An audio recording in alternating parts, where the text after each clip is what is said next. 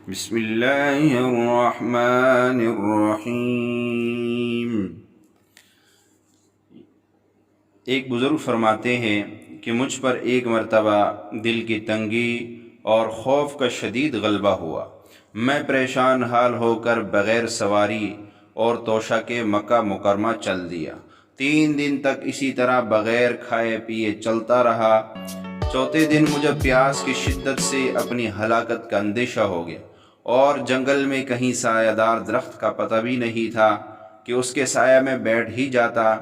میں نے اپنے آپ کو اللہ کے سپرد کر دیا اور قبلے کی طرف منہ کر کے بیٹھ گیا، اور مجھے نیند آ گئی تو میں نے خواب میں ایک شخص کو دیکھا کہ میرے طرف ہاتھ بڑھا کر کہنے لگا، لاؤ ہاتھ بڑھاؤ۔ میں نے ہاتھ بڑھایا۔ اس شخص نے مجھ سے مصافحہ کیا اور فرمایا، تمہیں خوشخبری دیتا ہوں کہ تم صحیح سالم حج کرو گے اور قبر اطہر کی زیارت بھی کرو گے۔ میں نے کہا، اللہ آپ پر رحم کرے، آپ کون ہے؟ فرمایا، میں خضر ہوں۔ میں نے عرض کیا، میرے لیے دعا کیجیے۔ فرمایا، یہ لفظ 3 مرتبہ کہو، یا لطیفا بخلقہ، یا علیما بخلقہ، یا خبیرا بخلقہ، الطف بی یا لطیف یا علیم یا خبیر۔ پھر فرمایا کہ یہ ایک تحفہ ہے جو ہمیشہ کام آنے والا ہے۔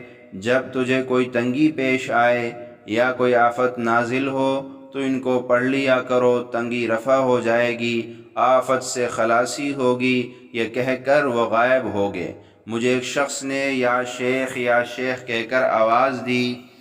میں اس کی آواز سے نیند سے بیدار ہوا تو وہ شخص اونٹنی پر سوار تھا، اور وہ مجھ سے پوچھنے لگا کہ ایسی صورت، ایسے حلیہ کا نوجوان تم نے نہیں دیکھا؟ میں نے کہا، میں نے تو کسی کو نہیں دیکھا۔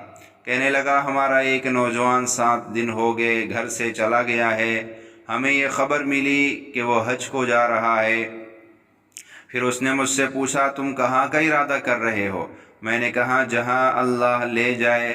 اس نے اونٹنی بٹھائی اور اس سے اتر کر ایک توشہ دان میں سے 2 سفید روٹیاں جن کے درمیان حلوہ رکھا ہوا تھا نکالے، اور اونٹنی پر سے پانی کا مشکیزہ اتارا اور مجھے دیا۔ میں نے پانی پیا اور 1 روٹی کھائی، وہی مجھے کافی ہو گئی۔ پھر اس نے مجھے اپنے پیچھے اونٹنی پر سوار کر لیا۔ ہم 2 رات اور 1 دن چلے تو قافلہ ہمیں مل گیا۔ وہاں اس نے قافلہ والوں سے اس جوان کا حال دریافت کیا تو معلوم ہوا وہ قافلہ میں ہے۔ وہ مجھے وہاں چھوڑ کر تلاش میں گیا۔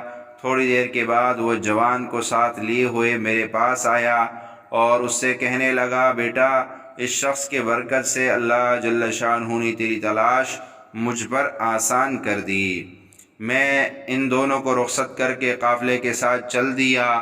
پھر مجھے وہ آدمی ملا اور مجھے ایک لپٹا ہوا کاغذ دیا اور میرے ہاتھ چوم کر چلا گیا۔ میں نے اس کو دیکھا تو اس میں 5 اشرفیاں تھیں۔ میں نے اس میں سے اونٹ کے لیے کرایہ ادا کیا اور اس سے کھانے پینے کا انتظام کیا اور حج کیا، اور اس کے بعد مدینہ طیبہ گیا۔ میں نے حضور اقدس صلی اللہ علیہ وسلم کے روضہ اطہر کی زیارت کی، اس کے بعد حضرت ابراہیم خلیل اللہ کی قبر کی زیارت کی، اور جب کوئی تنگی یا آفت پیش آئی تو خضر علیہ السلام کی بتائی ہوئی دعا پڑھی۔ میں ان کی فضیلت اور ان کے احسان کا معترف ہوں اور اس نعمت پر اللہ تعالیٰ کا شکر گزار ہوں۔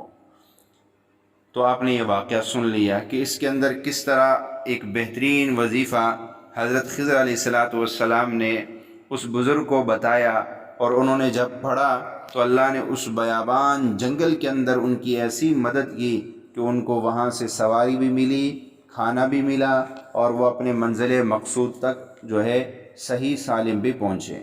تو اس وظیفے کی ہمیں قدر کرنی چاہیے۔ ایسے لوگ جو مسلسل پریشانیوں کا شکار رہے، ہر طرف سے مسائل نے ان کو گھیر رکھا تھا، قدم قدم پر ناکامی ان کا مقدر بن چکی تھی، جب انہوں نے اپنی جملہ پریشانیوں اور مسائل کے حل کے لیے اس وظیفے کو صبح شام 300 مرتبہ اٹھتے بیٹھتے کثرت سے پڑھا، تو حیرت انگیز تبدیلی رونما ہوئی اور ان کے مسائل ایسے غیب سے حل ہوئے کہ وہ لوگ خود بھی حیران ہو گئے۔ تو یہ وظیفہ میرے مرشد کا کتاب 2 انمول خزانے کے اندر ہے، اور اس کے اگر زیادہ فوائد آپ نے دیکھنا چاہتے ہیں تو پھر آپ انمول خزانہ جو عبقری دفتر سے آپ کو ملے گا، ایک چھوٹا سا کتابچہ ہے جو غالباً 10 روپے کا آتا ہے، اس کے اندر اس وظیفے کے بہت سے کمالات اور لوگوں کے مشاہدات ہے کہ اس وظیفے سے کس طرح لوگوں کے کاروبار میں برکت ہوئی اور کس طرح ان کے مسائل حل ہوئے۔ تو آپ اس کتابچے کو ضرور خریدیں اور اس کو پڑھیں، انشاءاللہ یہ آپ کے لیے بہت فائدہ مند ہوگا۔